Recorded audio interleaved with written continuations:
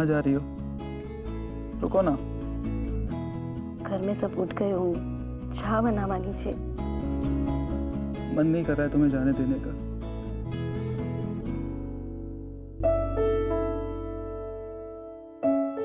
अरे भाभी, भैया आ जाएंगे। बार बार दरवाजे पर देख रही हो, थोड़ा इंतजार भी करा करो। जाओ भाभी, आ गए भैया। माँ, भैया आ गए।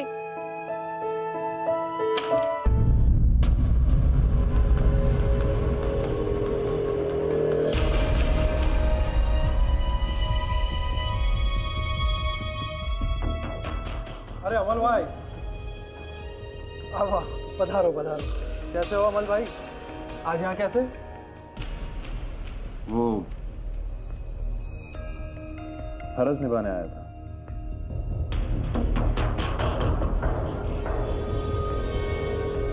पर अभी अमल भाई? ये तो हमारे सौभाग्य है। अमल भाई अपने आप आ गए। आओ आओ, सौभाग्य हमारे। आओ आओ आओ अमल भाई, लाओ ये ले बेटा। कौन बेटा?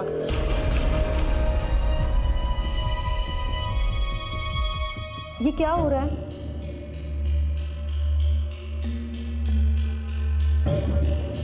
मेरा बेटा, हमारे गांव की प्रथा है, ये अमल भाई है। आज रात ये तुम्हारे साथ ही रहेंगे। क्यों? बच्चे के लिए। इनसे बच्चा होगा तो स्वस्थ होगा, सुंदर होगा। ये आप क्या कह रही है? बच्चा?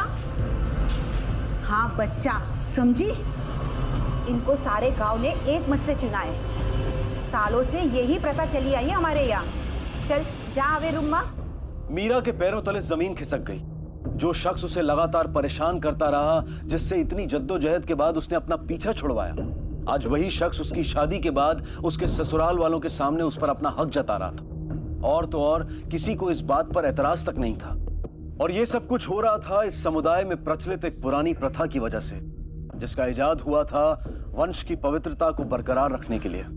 जहां गांव के सर्वोत्तम परिवार के सर्वोत्तम युवक को चुनकर उसे समुदाय की महिलाओं के साथ शारीरिक संबंध बनाकर संतान पैदा करने की जिम्मेदारी दी जाती है।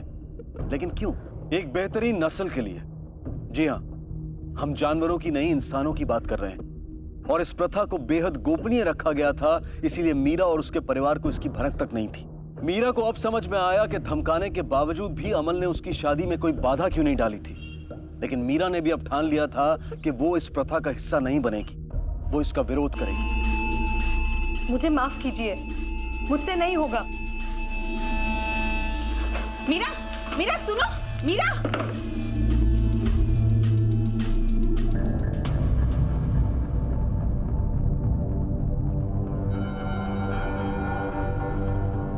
पवन, जा जा, तारी बहनी ने समझाओ, आऊ नहीं चले।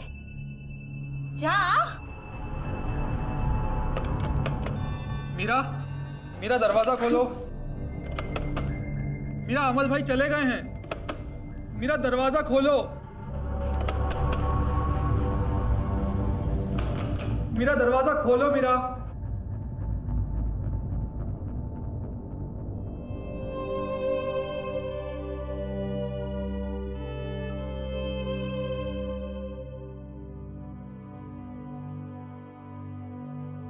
मीरा, संभालो अपने आप को।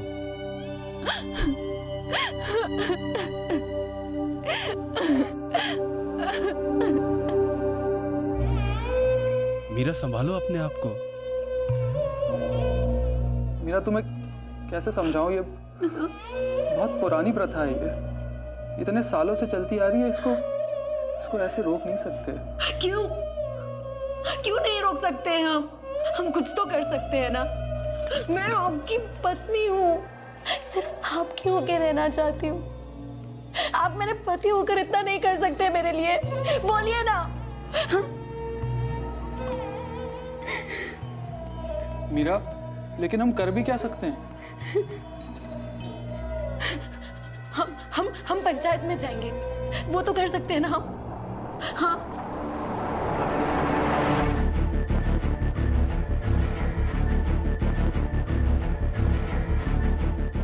सरपंच जी, हम इस प्रथा को अपनाना नहीं चाहते।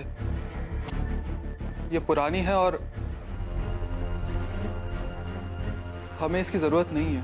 पवन, ये गांव की भलाई के लिए, तुम्हारे खुद के परिवार की भलाई के लिए, आने वाले बच्चे तंदुरुस्त पैदा होंगे, हमारी नई पीढ़ी मजबूत होगी, और ये सब क्या तुम्हें नहीं चाहिए?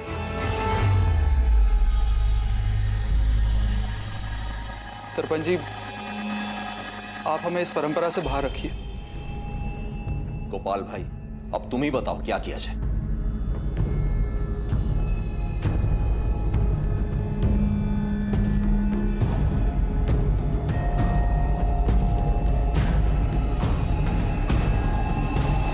तो गोपाल भाई, हम सभी पंचों ने यह फैसला किया है कि पवन और उसकी बैरी को यह प्रथा का पालन करना ही होगा।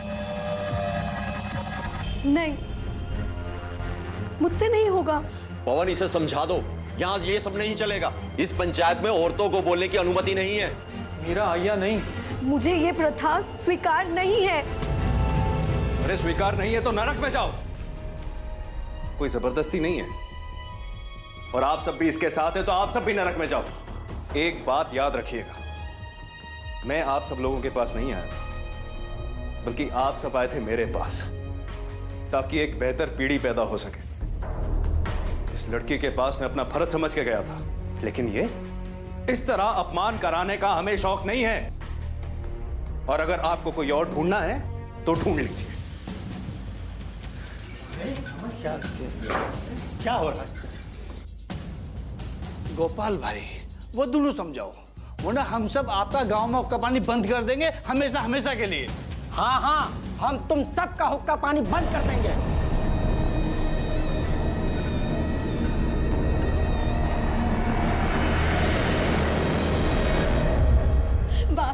बा प्लीज, मुझसे नहीं होगा। मैं नहीं करूंगी।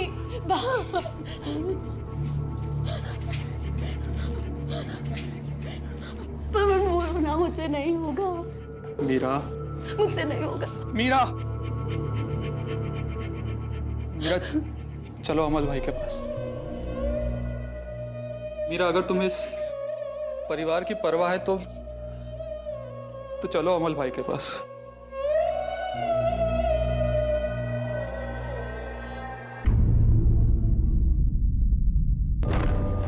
भगवान, तुम जाओ, अमल भाई को यहीं लेकर आओ। ये ऐसे नहीं मानेगी।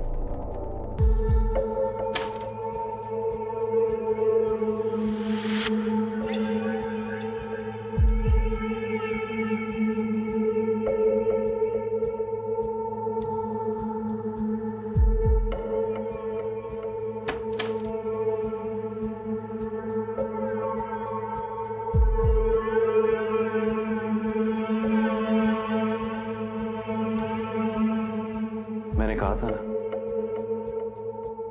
तू मेरी ही होगी। देख, मुझे कोई नहीं रोक पाया। तेरा पति खुद मुझे तेरे कमरे में छोड़ के गया है। अपनी किस्मत से तो लड़ लेगी तू, लेकिन मेरी किस्मत से कैसे लड़ेगी?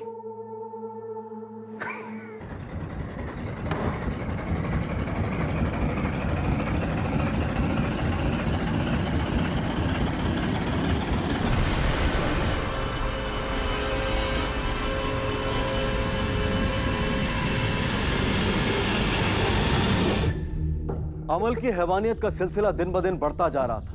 वो प्रथा के नाम पर आए दिन लोगों के घर में घुसकर पराई महिलाओं पर अपना हक जमाता और उनके साथ जबरदस्ती करता, और दुर्भाग्यवश ज्यादातर गांव वालों को यह स्वीकार था। और फिर एक दिन एक ऐसा वाकया हुआ जिसने पूरे गांव को झकझोर कर रख दिया।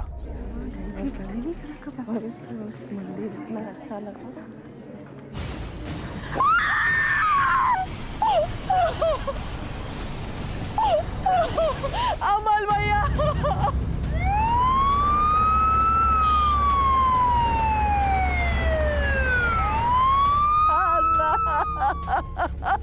जो सुते गयो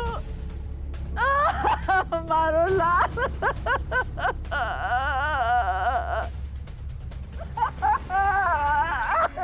मेरा बेटा।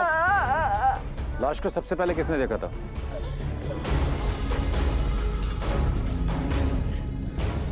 क्या देखा आपने? देखा तो लाश लटक रही थी। सर, इस पोस्टमार्टम रिपोर्ट के मुताबिक अमल की मौत जहर की वजह से हुई है। उसकी माँ ठीक कह रही है, मर्डर का मामला लगता है। शाह इंक्वायरी करो, पता करो किसी से झगड़ा, बदला या दुश्मनी वगैरह। अमल की किसी से क्या दुश्मनी हो सकती है साहब? उसकी तो हम गांव वालों को जरूरत थी। जरूरत थी मतलब? क्योंकि सारे गांव वालों ने इसको चुना था ताकि औरतें उसके द्वारा अगली पीढ़ी को जन्म दे सकें, प्रथा के लिए। प्रथा? ये प्रथा हमारे यहाँ युगों से चली आ रही, कभी कोई रुकावट नहीं आई, सिवाय मीरा के। उसे ये प्रथा मंजूर नहीं थी। आज मुझे अपने आप पे बेहद गुस्सा आ रहा। क्यों? क्योंकि ये प्रथा मैंने मीरा और उसके परिवार वालों पे लागू करवाई थी और अंजाम बेचारे अमल को भुगतना पड़ा।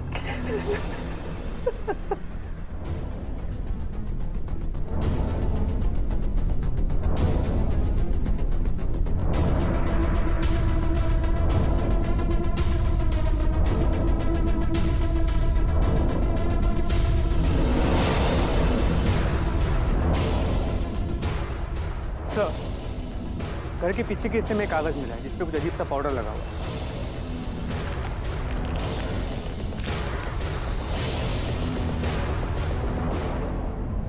बोलो, वो जहर वाला कागज तुम्हारे घर के पीछे से कैसे मिला? साहब मैंने अमल को नहीं मारा। हाँ, मैं उससे नफरत करती थी क्योंकि उसने मेरी जिंदगी बर्बाद कर दी थी, हमेशा परेशान करता था। ये आबरू कर दिया था उसने मुझे।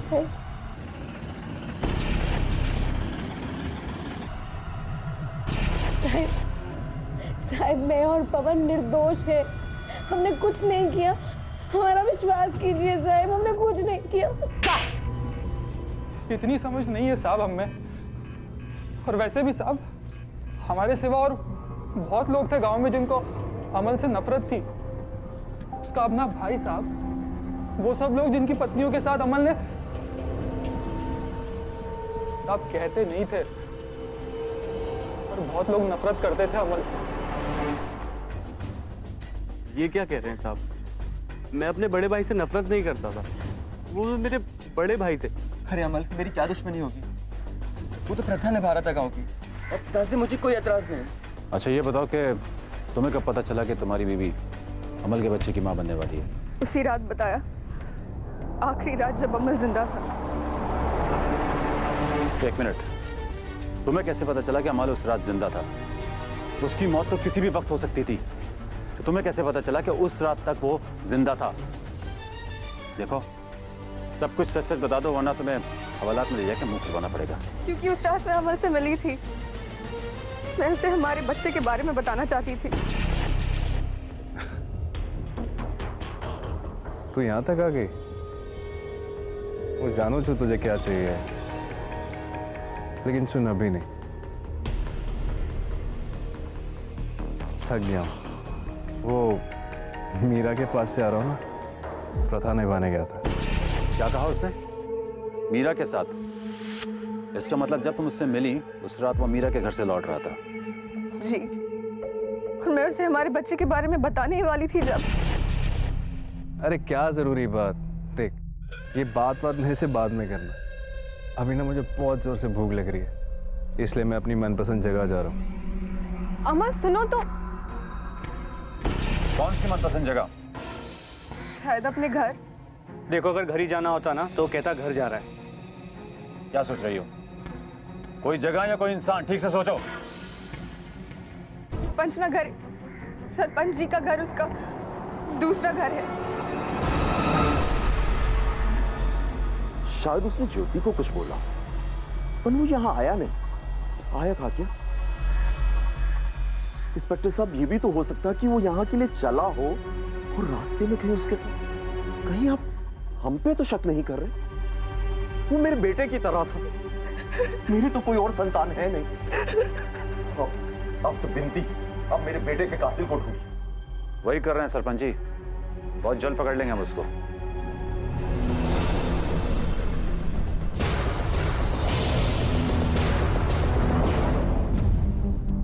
सर ये सरपंच बहुत ही चालाक लगता है। लेकिन उसकी बीवी चालाक नहीं लगती है। लेकिन मोटिव क्या हो सकता है? अमल इनके तो बहुत करीब था। अमल के भाई रिजू के पास तो मोटिव है, क्योंकि वो उसकी जगह लेना चाहता था और ज्योति का पति उससे बदला लेना चाहता था। और ये पवन और मीरा उससे नफरत करते हैं। इनमें से ही कोई निकलेगा, देखना। इनके ऊपर नजर रखो और सही मौके की तलाश में रहना हम लोग को। सर। કેમ છો શોભાબેન?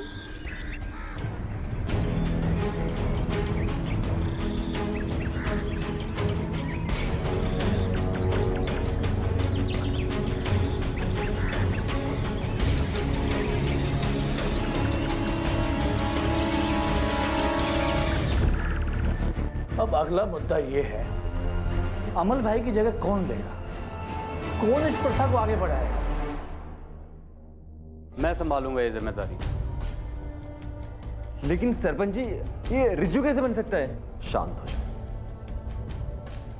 मुझे ये लगता कि अब हमें ये प्रथा त्याग देनी चाहिए। आप कैसी बात कर रहे हैं सरपंच जी? इतने सालों से ये प्रथा चली आ रही है और आप कह रहे हैं कि... सरपंच जी, आप ठीक तो हैं?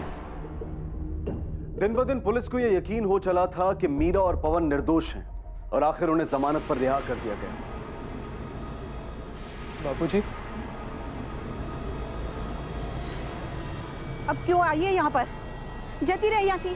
वैसे भी गांव वालों ने हमसे बात करना छोड़ दिया है, बहिष्कार किया है हमारा। कोई हमसे सीधे मुंह बात नहीं करता है, मुंह फेर लेते हमें देखकर। અને આ બધું સિર્ફ તારી લીધે જ થયું છે। જતી રહી હતી। पर माँ, हम लोगों ने कुछ नहीं किया है। सर, सभी सस्पेक्ट्स पर 24 घंटे नजर रखे हुए हैं, लेकिन कोई अजीब बात नजर नहीं है। सरपंच का बिहेवियर कुछ कंसिस्टेंट नहीं है, जरूर कुछ छुपा रहा है। लेकिन सर वो अपना मुंह नहीं खोलेगा, पता कैसे लगाएंगे? उसकी पत्नी खोलेगी, लेकिन हम उसे इंटरोगेट तब करेंगे जब सरपंच घर पर नहीं होगा। कहाँ पर है वो? अभी तो पंचायत में होगा। चलो। सरपंच जी घर में नहीं है। हम जान देंगे सरपंच करते नहीं। और वो पंचायत में भी नहीं है। पंचायत में नहीं है? मैं अभी उनको फोन करती हूँ। हवालात में फोन नहीं लगता। हवालात? अनजान बनने की जरूरत नहीं है, हमें सब कुछ पता चल चुका है। अमल की जान तुमने किस तरह ली है। हमने कुछ नहीं किया साहब। ले चलो इसको, हवालात में 2 थप्पड़ पड़ेंगे, सब याद आ जाएगा। अरे ना साहब, हमने कुछ नहीं किया साहब। तो सच सच बताओ क्या हुआ था, बोलो। बताओ क्यों मारा अमल को? साहब, अमर को अपना बेटा मानते थे साहब। आज तक इस प्रथा का विरोध नहीं हुआ, ऐसा पहली बार हुआ है, इसलिए मुझे थोड़ा सख्त होना पड़ा। अच्छा किया आपने।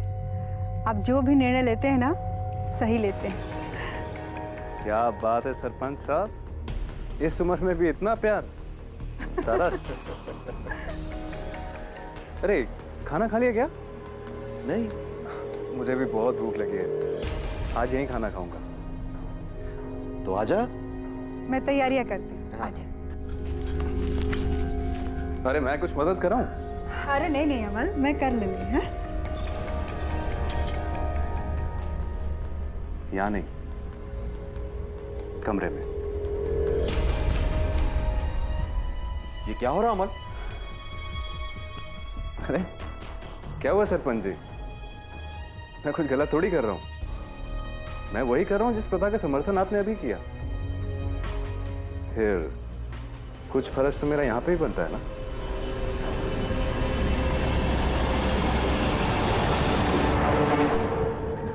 सुनो बेटा, बेटा अमल, नहीं नहीं अमल, अमल मुझसे नहीं होगा ये सब। मैं अपनी जान ले लूंगी, मुझसे नहीं होगा ये सब। नहीं शोभा, ऐसा मत बोलो, मैं तेरे बिना नहीं जी पाऊंगा। मैं कोई ना कोई रास्ता जरूर निकालूंगा।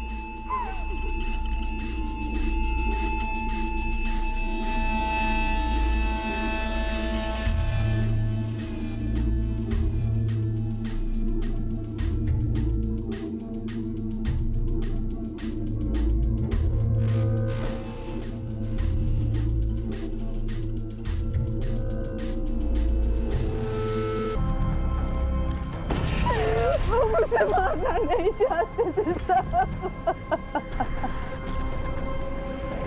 हम नहीं मारना चाहते थे साहब उसे, हम नहीं मारना चाहते थे। ये क्या हो रहा है? क्या हुआ? हाँ सरपंच जी, ये तो बोल रहे थे कि आप जेल में हैं। क्या? अभी तो नहीं है, लेकिन बहुत जल्द होंगे, और तुम भी साथ में। सोच समझ के बात कीजिए इंस्पेक्टर साहब, यहाँ का सरपंच हूँ मैं। तुम्हारी बीवी ने सब कुछ उगल दिया है, किस तरह तुमने अमल की जान ली है। हवलदार। Yes sir. ले चलो इनको, चलो।